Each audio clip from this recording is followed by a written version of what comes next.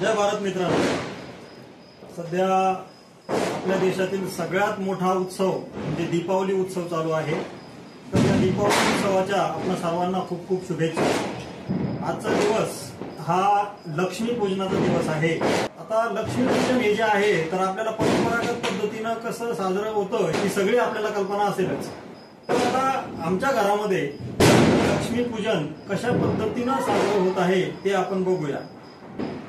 ज्या ग्रहलक्ष्मी यांनी या लक्ष्मी पूजनाच्या निमित्तानं काय सजावट केलेली आहे ती या ठिकाणी आपण सांगते। तुळजाभवानीची प्रतिमा, जिजाऊची प्रतिमा, झाडू फडी, कळस, नारळ, दिवे, बोळकू, पंती आणि वह्या, पुस्तकं आणि सगळे फराळाचे पदार्थ एवढी मागणी केलेली आहे। तर मित्रांनो, आपण आता यातील एक एक वस्तू किंवा प्रतिमा या ठिकाणी ज्या मांडलेल्या आहेत त्या संदर्भामध्ये त्याचं नेमकं महत्त्व काय आहे किंवा ती प्रतिमा किंवा ती वस्तू तिथे का मांडलेली आहे ती आपण आता थोडक्यामध्ये माहिती घेऊया। आता आपण या ठिकाणी सुरुवात करूया या ठिकाणी मांडलेल्या ज्या वस्तू आहेत त्यावरून। आता या फराळाच्या विविध वस्तू मांडलेल्या या ठिकाणी आपणास दिसत आहेत, त्या संदर्भात काही सांगण्यासारखं विशेष असं काही नाही आहे। आता या ठिकाणी आपल्याला नोटांच्या स्वरूपामध्ये पैसे मांडलेले दिसत आहेत। आजचं जे चलन आहे त्या नोटा आहेत, म्हणजे आजची संपत्ती ही नोटांच्या स्वरूपामध्ये मानल्या जाते। म्हणून या ठिकाणी आपल्याला 100-100च्या आणि 500च्या नोटा मांडलेल्या दिसत आहेत। त्यानंतर त्याखाली आपल्याला या ठिकाणी फडा किंवा केरसुनी ज्याला म्हणतात ती मांडलेली दिसत आहे। आता केरसुनी ही लक्ष्मीचं प्रतीक मानलं जाते। केरसुनी काय करते तर घरामध्ये जी अस्वच्छता असते, जी घाण असते ती घरातून बाहेर काढण्याचं काम करत असते आणि घरामध्ये मंगलमय आणि स्वच्छतामय असं वातावरण निर्माण करण्याचं काम ही केरसुनी करत असते। म्हणून आपल्या समाजामध्ये किंवा आपल्या परंपरेत प्राचीन काळापासून फडा किंवा केरसुनी हिला लक्ष्मी मानण्याचा प्रघात आहे हे आपणास माहीतच असेल। यानंतर या ठिकाणी आपल्याला कलश मांडलेला दिसत आहे। आता हा जो कलश आहे तर कलश आपल्या देशामध्ये अत्यंत प्राचीन काळापासून मांडलेला आपल्याला दिसतो। आपल्याला माहिती आहे की आपल्या देशामध्ये प्राचीन काळी 84,000 बौद्ध स्तूप होते आणि इंग्रज काळामध्ये या बौद्ध स्तूपांचं उत्खनन सुरू झालं। यातील अनेक बौद्ध स्तूपांच्या उत्खननामध्ये आपल्याला बुद्धाच्या अस्थी मिळालेल्या आहेत आणि या ज्या अस्थी आहेत त्या या अशा पद्धतीच्या कलशामध्ये मिळालेल्या आहेत, म्हणून त्या कलशांना अस्थी कलश म्हणतो। आता हा कलश नेमकं कशाचं प्रतीक आहे तर यामध्ये आपल्याला जे नारळ दिसतंय वरती हे नारळ पुरुष तत्वाचं प्रतीक आहे आणि खाली जे आपल्याला कलश दिसतोय जो पाण्याने भरलेला आहे तो स्त्री तत्वाचं प्रतीक आहे। पुरुष आणि स्त्रिया यांच्या मिलनातून जी समृद्धी येते म्हणजे संतती उत्पन्न होते त्याचं प्रतीक म्हणजेच आपल्याला या ठिकाणी जे नागिलीचे पाने किंवा विड्याचे पानं आपल्याला दिसत आहेत। यानंतर या ठिकाणी आपल्याला तुळजाभवानीची प्रतिमा दिसत आहे। आता अनेकांना प्रश्न पडेल की तुळजाभवानीची प्रतिमा इथे का, तर आपल्या सर्वांना माहीत आहे की वज्रयान पंथामध्ये जी तारा आहे तिचंच एक रूप म्हणजे तुळजाभवानी आहे। आपल्या उस्मानाबाद किंवा धाराशिव जिल्ह्यामध्ये जे तुळजापूर हे गाव आहे त्या भागामध्ये तुळजाभवानीचं राज्य होतं असं मानलं जातं आणि ही जी तुळजाभवानी आहे हिने आपल्या प्रजाजनांमध्ये जी शेती वाटून दिलेली होती त्या शेतीमध्ये उत्पादित होणारं उत्पन्न ती आपल्या प्रजाजनांमध्ये सारखं वाटून देत असे। मग हे सारखं वाटून देण्यासाठी ते जे काही उत्पादन आहे किंवा उत्पन्न आहे ती तुलेच्या म्हणजेच तराजूच्या सहाय्यानं मोजायची, यावरून तिचं नाव तुळजाभवानी असं पडलेलं आहे। आणि छत्रपती शिवाजी महाराज यांचं सुद्धा आराध्य दैवत किंवा कुलदैवत हे तुळजाभवानी होतं आणि आमच्या घराण्याचंही कुलदैवत हे तुळजाभवानी आहे। त्यामुळं तिची प्रतिमा या ठिकाणी विराजमान केलेली आपणास दिसते। दुसरी प्रतिमा आपणास या ठिकाणी जिजाऊची दिसत आहे। आता जिजाऊचं कर्तृत्व किती मोठं आहे। जर जिजाऊ या जन्मले नसत्या तर शिवाजी महाराजही जन्मले नसते। जर जिजाऊंनी आपल्या जीवनामध्ये त्याग आणि समर्पण केलं नसतं तर शिवाजी महाराजही आपल्याला दिसले नसते। अशा पद्धतीचा अनेक इतिहास संशोधक जे म्हणतात आणि जे सार्थ आहे, जे योग्य आहे, जे खरं आहे त्यामुळं जिजाऊची प्रतिमा आपणास या ठिकाणी दिसत आहे. जिजाऊचं त्याग, समर्पण, बलिदान आणि स्वराज्य स्थापनेमध्ये जिजाऊंची अत्यंत महत्त्वाची भूमिका म्हणून जिजाऊंना या ठिकाणी प्रेरणास्थान मानून तिचं पूजन या ठिकाणी आपण करत आहोत. खऱ्या अर्थानं याच आपल्या समाजाच्या, आपल्या देशाच्या या लक्ष्मी आहेत म्हणून या 2 स्त्रियांच्या प्रतिमा आपण या ठिकाणी ठेवलेल्या आहेत.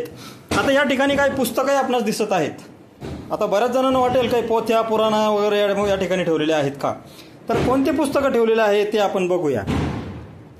तर या ठिकाणी पहिलं ठेवलेलं आहे शिवधर्मगाथा. शिवधर्मगाथा हा जो आहे एक जो नवीन वैज्ञानिक असा धर्म मराठा सेवा संघाने स्थापन केला, त्याचं जे धर्मग्रंथ म्हणता येईल असं जे पुस्तक आहे ते आहे शिवधर्मगाथा. या शिवधर्मगाथ्याचं सुद्धा वाचन आपल्याला या ठिकाणी करायचं आहे.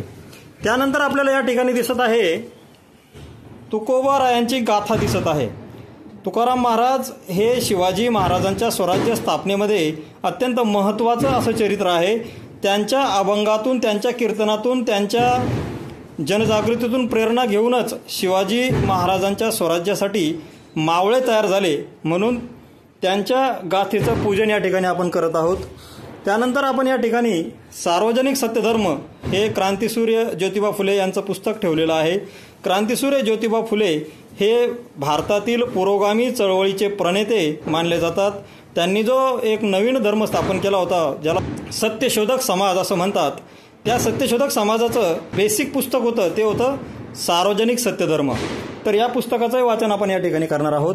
आणि त्यानंतर महाराष्ट्रातील प्रख्यात विद्वान साळुंके यांनी बळीवंश या नावाचं एक पुस्तक लिहिलेलं आहे, ज्यामध्ये बळीराजाचा जो काही वंश आहे त्या वंशाच्या संदर्भात माहिती दिलेली आहे. त्याच्यातली सुद्धा काही माहिती आपण या ठिकाणी आता बघणार आहोत.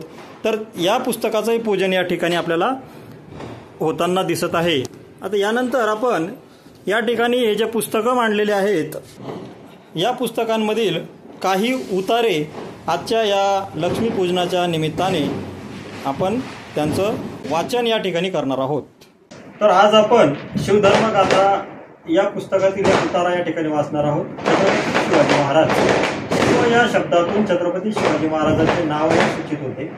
या महापुरुषाचे जीवन शिव या संकल्पनेशी पूर्णपणे सुसंगत असल्यामुळे शिवधर्माचे नाते कोणी छत्रपती शिवाजी महाराजांशी जोडले तरी ते उचित होईल. रयतेच्या शेतातील भाजीच्या देठालाही हात लावू नका अशा अर्थाचे आदेश आपल्या अधिकाऱ्यांना देण्याची उच्च नैतिकता छत्रपती शिवाजी महाराजांनी आयुष्यभर आपल्या कृतीतून व्यक्त केली. शिवस्वरूप अशा आणखी असंख्य गुणांनी संपन्न चारित्र्य असलेल्या या महामानवाकडून शिवधर्माची प्रेरणा मिळते. जिजाऊ हे प्रेरणास्थान. आपण जिजाऊंना आपले प्रेरणास्थान मानत आहोत. याचा अर्थ आपण एकीकडून स्त्रीत्वाचा यथोचित आदर आणि गौरव करीत आहोत, तर दुसरीकडून मातृत्वाचा उत्तुंग आदर्श सर्वांपुढे ठेवत आहोत. जिजाऊंनी स्वराज्य स्थापनेच्या युगप्रवर्तक कामात स्वतः सक्रिय भूमिका पार पाडली. त्यांनी आपले पती शहाजी महाराज यांच्या समवेत स्वराज्य स्थापनेची पायाभरणी करण्याचे कार्य केले होते आणि पुत्र शिवबा यांना स्वराज्य स्थापनेसाठी प्रेरणा देण्याबरोबरच मार्गदर्शनही केले होते. त्यांनी शिवबांच्या मनावर माणुसकीचे आणि नैतिकतेचे संस्कार केले. संकटांवर आणि प्रतिकूल परिस्थितीवर मात करण्याचे धैर्य त्यांच्या मनात फुलवले. त्यांना प्रजेच्या हितात स्वतःचे हित मानायला शिकवले. आपल्या या छोट्याशा बाळाचे एका बहरलेल्या व्यक्तिमत्वात रूपांतर केले. आपली सर्वांची अशी इच्छा आहे की आपल्या घराघरातील मातांनी आपल्या मुलामुलींवर अशाच प्रकारचे संस्कार करावेत आणि आपला अवघा समाज नैतिकतेवर अधिष्ठित कर्तृत्वाने उजळून निघावा. त्याबरोबरच आपल्या समाजातील महिलांनी आपले स्वतःचे व्यक्तिमत्व ही नव्या काळाला अनुरूप पद्धतीने विकसित करावे. त्यांनी जीवनाच्या सर्व क्षेत्रांमध्ये उत्तुंग झेप घेऊन कर्तबगारी गाजवावी अशी प्रेरणा देखील जिजाऊंकडून आपल्या समाजातील महिलांना सदैव लाभते. तर अशा प्रकारे कोणत्याही काल्पनिक देवादिकांची पूजा न करता ज्या महामानवांनी, महास्त्रियांनी आपल्यासाठी व आपल्या समाजासाठी आपलं जीवन समर्पित केलं, बलिदान दिलं, ज्यांच्या कर्तृत्वामुळे आपली मान उंच होते, अशा महामानवांची, महास्त्रियांची पूजा या सणाच्या निमित्ताने करून एक नवीन पायंडा आपण पाडला पाहिजे. तसेच अनेक काल्पनिक कथा कहाण्यांचा भरणा असलेल्या पोथ्या पुराणांच्या वाचनापेक्षा ज्या पुस्तकांमुळे आपल्या जीवनाला नवीन दृष्टी प्राप्त होते, आपल्याला मार्गदर्शन मिळते आणि आपल्या महामानवांचं चरित्र ज्या पुस्तकांमध्ये अंतर्भूत करण्यात आलेलं आहे त्यांचं वाचन करून आपण आपल्या जीवनात एक नवीन प्रकाश घेऊ शकतो, अशा पुस्तकांचं वाचन या सणांच्या निमित्ताने आपण केलं पाहिजे.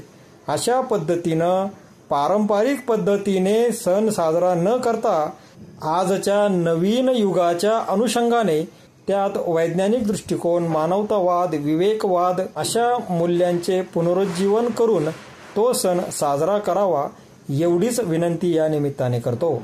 जय भारत.